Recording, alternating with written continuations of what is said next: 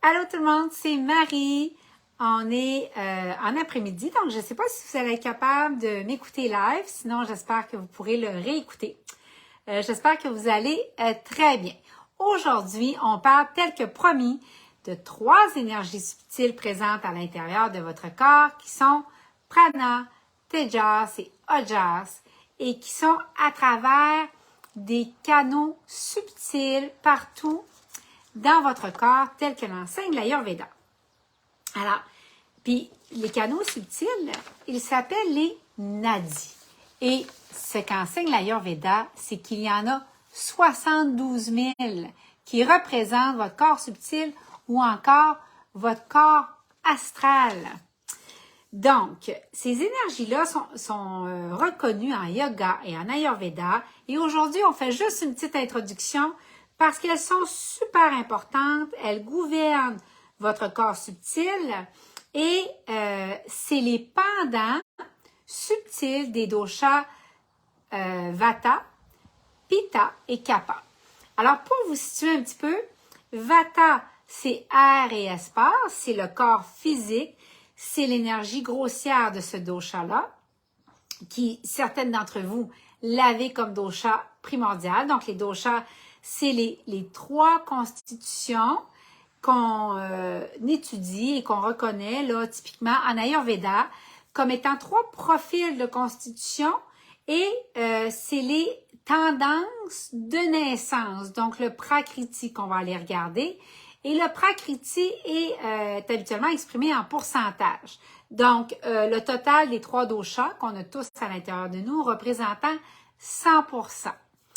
Donc, Vata, qui est l'énergie de l'air et l'espace. Et en passant, si vous ne savez pas quel dosha vous êtes, vous pouvez aller sur notre site arielayurveda.com, aller tout au bas de la page d'accueil et vous allez voir, on a un test. Maintenant, vous allez en apprendre beaucoup sur vous-même dans ce test-là. Maintenant, ce que je veux que vous sachiez, c'est que donc Vata, c'est un dosha qui est constitué, parce que l'Ayurveda reconnaît dans ces 3 doshas la présence des 5 éléments qu'on retrouve naturellement dans la nature. Et pour l'Ayurveda, nous faisons partie de la nature. Donc, dans Vata, qui est constitué de air et espace, ou air et éther, le pendant subtil de ça, l'énergie subtile qui circule dans chacun de vos canaux, c'est prana. Prana, c'est la force de vie qui circule dans vos canaux subtils. Donc, on va y revenir tout à l'heure.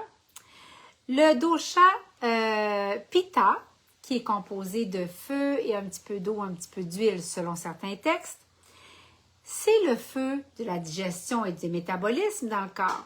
Mais le pendant subtil de ça, dans votre corps astral ou émotionnel, votre santé mentale, c'est Tejas. Tejas, c'est le feu de la lumière. C'est le feu de la lumière de la vérité. Et Kapha, qui est dans le corps, le dosha qui est représenté par la terre et l'eau. Au niveau subtil, le pendant de Kapha, si on voulait faire un dosha, mais de la santé mentale et de la santé subtile de la personne, ça serait Ojas. Donc, je vais vous définir ces énergies-là et qu'est-ce que ça veut dire. Donc, alors, on a ici, donc, dans le verre, j'aurais prana qui circule dans mon verre ici. J'aurais prana qui est la force de vie, puis je vais vous l'illustrer, hein, parce que ça va être plus facile tantôt de comprendre ce qui se passe dans votre santé mentale et santé émotionnelle quand ça ne va pas, au point de vue ayurvédique. Donc, dans vos petits canaux subtils qui sillonnent tout le corps, qui sont au nombre de 72 000, on a prana qui circule dans nos canaux, qui est la force de vie. Et on a Tejas, qui est la lumière de la vérité, et Ojas, qui représente les parois, qui est la force, la stabilité, qui est la stabilité, la résilience. Souvent, on l'associe au système immunitaire aussi. Et notre capacité de persévérer, ça va être les murs de nos canaux. Donc, alors, et comment ça se passe? C'est que ça circule dans tout votre corps subtil et ces 3 doshas subtils, si on voulait, ces 3 énergies subtiles qui sont les pendants des doshas physiques et grossiers. Donc, ça détermine comment vous allez vous sentir et comment vous allez penser. Donc, Vata, donc on l'a dit, c'est le prana, qui représente le prana et donc représente, c'est ça, l'énergie subtile de l'air.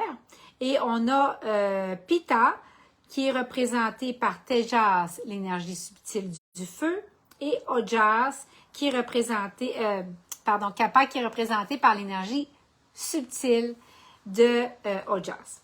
Maintenant, pourquoi je vous explique ça? Puis c'est quoi le but? Pourquoi c'est si important de connaître Prana, Tejas et Ojas en Ayurveda?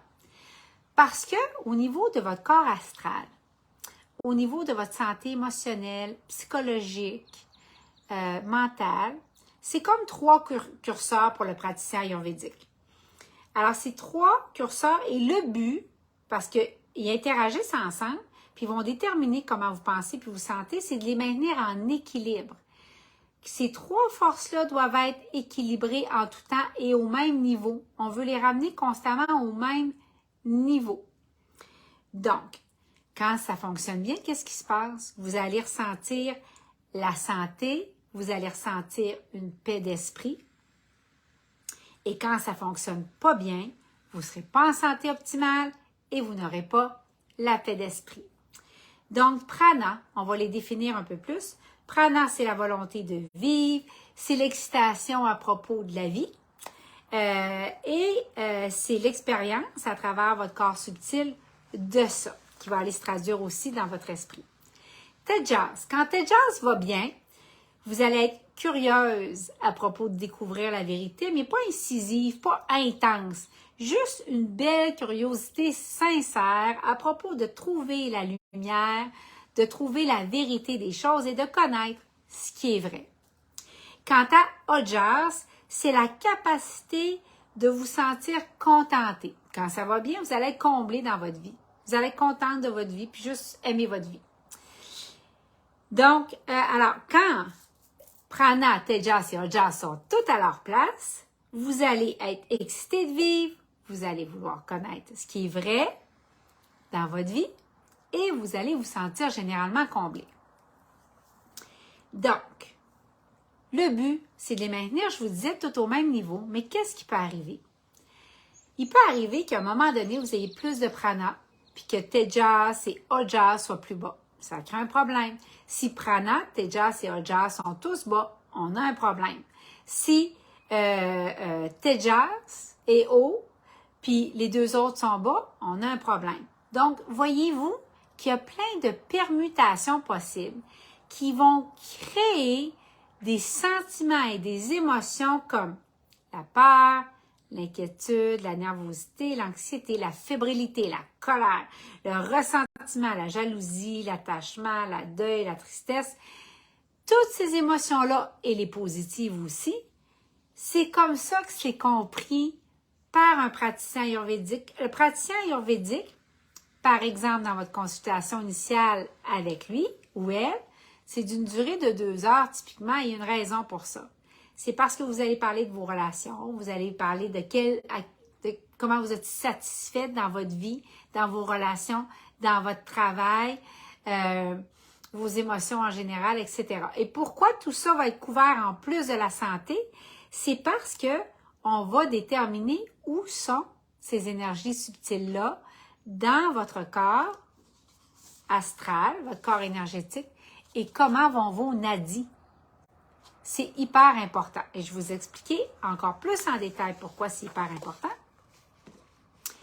C'est que si vous avez trop de prana dans vos canaux subtils, bien, vous allez me dire, Marie, j'ai trop de force de vie, c'est pas un problème. Où est le problème si je suis trop excitée par rapport à ma vie? Oui, il y a un problème. Il y a un problème dans le fait que ça peut être un challenge parce que vous n'allez pas dormir. Vous allez être trop fébrile, trop nerveuse. Et qu'est-ce qui arrive si vous n'avez pas assez de prana à l'intérieur de vous qui circule dans vos canaux subtils, les nadis? Bien, à ce moment-là, vous allez être déprimé sur votre vie. On en a vu beaucoup en ce moment qui n'ont pas cette force de vivre-là, ce goût de vivre-là. C'est d'ailleurs pourquoi le sujet me tenait tellement à cœur aujourd'hui. Trop de tejas. Trop de tejas, c'est la lumière de la vérité. On la cherche trop, la vérité. Hein? On va devenir trop intense, trop critique à propos de connaître la vérité. On va constamment être sur la défensive. Ça aussi, on a vu dans les derniers 3 ans. Et, par exemple, quand on était au début de la pandémie, les gens se sont vite divisés et campés sur des positions parce que on était trop intense à propos d'essayer de vouloir démêler ce qui se passait dans notre esprit. L'autre côté de ça, quand on lâche prise sur ce qui nous entoure, puis qu'on se sent complaisant, puis qu'on croit tout ce qui est mis dans les médias ou ce qui circule autour de nous, l'Ayurveda le reconnaît comme pas assez de tejas. Donc, l'Ayurveda va dire, bien, cette personne-là, elle pense déjà tout connaître. Hein? C'est ça que ça fait quand le tejas est trop bas. Et la personne va se dire, mais pourquoi je continuerais de grandir? Pourquoi je continuerais d'évoluer? Je suis contentée. Je suis bien dans ma vie fonctionne. Alors ça, c'est quand il y a trop de tejas, pas assez de tejas, pardon. Donc, trop de tejas, on est critique et on veut connaître la vérité trop intensément, et pas assez, on est crédule et complaisant. On n'a pas l'impression qu'on doit grandir et évoluer. Maintenant, ojas. Qu'est-ce qui arrive si on n'a pas assez de ojas, qui est assez de le sentiment d'être nourri, le sentiment d'être comblé? Bien, ça fait des gens qui sont insatisfaits sur leur vie. Ça fait des gens qui ne sont pas contentés. Et trop de ojas, bien, ça fait qu'on est tellement contenté qu'on ne se met pas en action. On ne voit pas le but de poursuivre quelque chose, ou de s'engager ou de se commettre à des objectifs. Donc, c'est le statu quo, hein? Trop de ojas, c'est un statu quo. Donc, je continue. Alors, pourquoi je voulais vous montrer ce verre-là, vous allez comprendre. Ça, je vous ai dit tantôt que c'était vos canaux subtils.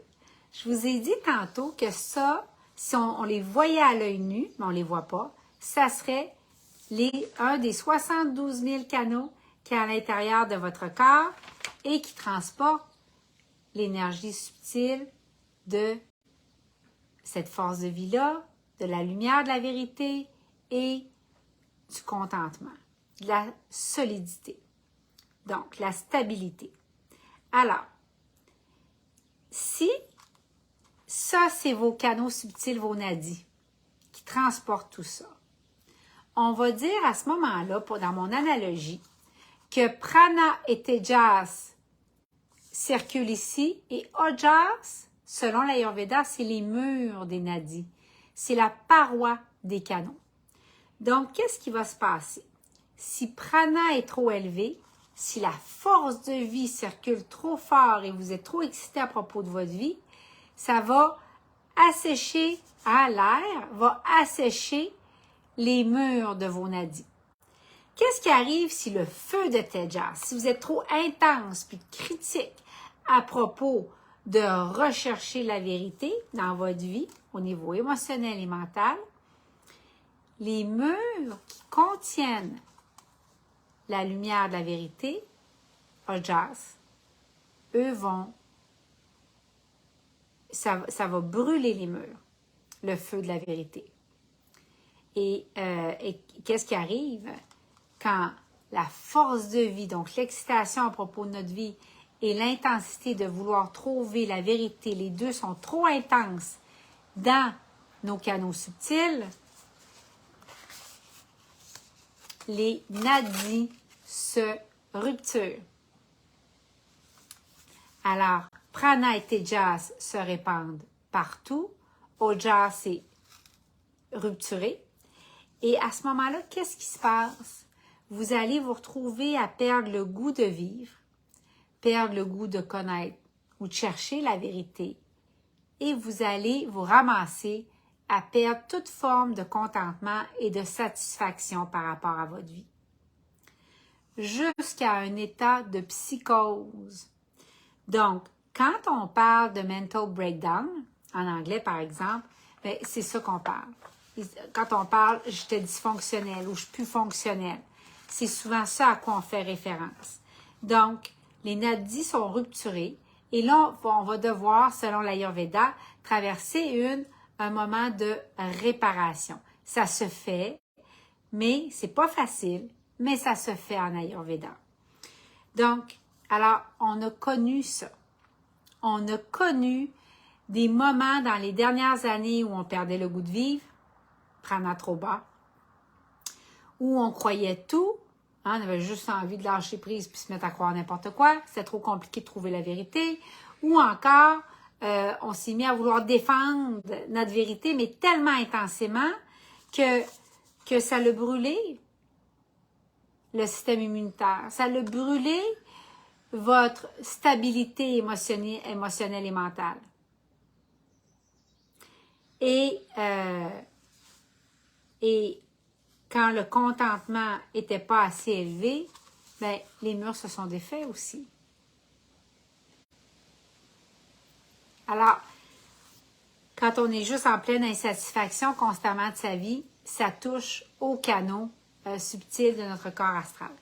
Donc, aujourd'hui, je voulais juste mettre la table avec vous, puis vous dire, vous introduire aux énergies subtiles de votre corps astral, émotionnel, psychologique, qui sont prana, tejas et ojas, qui sont les pendants des doshas, vata, pitta, kapha, mais au niveau subtil, et vous expliquer, c'est une chose que je vais vous retenir de mon vidéo aujourd'hui, l'importance de les garder en équilibre.